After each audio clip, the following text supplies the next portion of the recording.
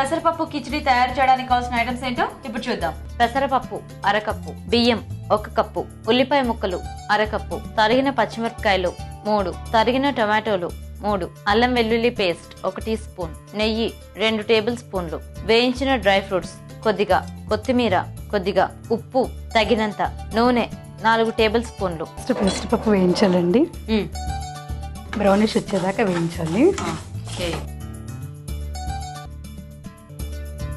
అయిపోయిందండి వేయించడం. ఓకే, ఇప్పుడు 2 స్పూన్స్ గీ వేసుకోవాలండి, 2 స్పూన్స్ ఆయిల్ వేసుకోవాలి, పచ్చిమిర్చి 2 వేయాలండి.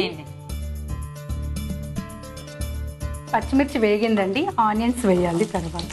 ఓకే, ఇప్పుడు అన్ని ఫ్రై చేసిన తర్వాత అందులోనే ఇంకా రైస్ వండేస్తారా? లేదండి, ప్రెషర్ పాన్లో పెడతాను, కుక్కర్లో పెట్టేస్తాను. సో అయితే ఈలోపు ఇందులో వాటర్ పోసేయండి. 3 గ్లాసెస్ అండి? అవునండి. గీత, ఆనియన్స్ వేగాయి, టమాటా వేస్తున్నాను. వేయండి. ఓకే,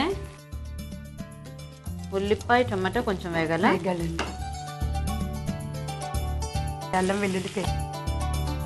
నెక్స్ట్ గీత పెసరపప్పు, వేయించిన పెసరపప్పు, నానబెట్టిన బియ్యము అందులోనే వేసేసి కొంచెం ఫ్రై చేయాలి. ఇది నానబెట్టిన బియ్యమా? నానబెట్టిన బియ్యము. ఓకే,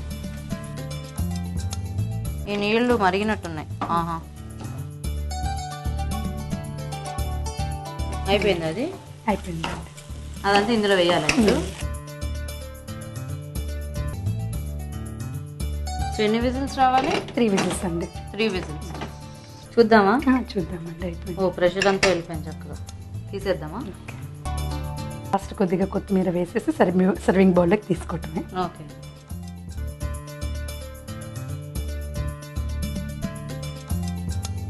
పైన డ్రై ఫ్రూట్స్ తో గార్నిష్ చేశారా? Okay okay, ready? Very good. Okay అండి, మొత్తానికి వేడి వేడిగా పెసరపప్పు కిచిడి రెడీ అయిపోయింది.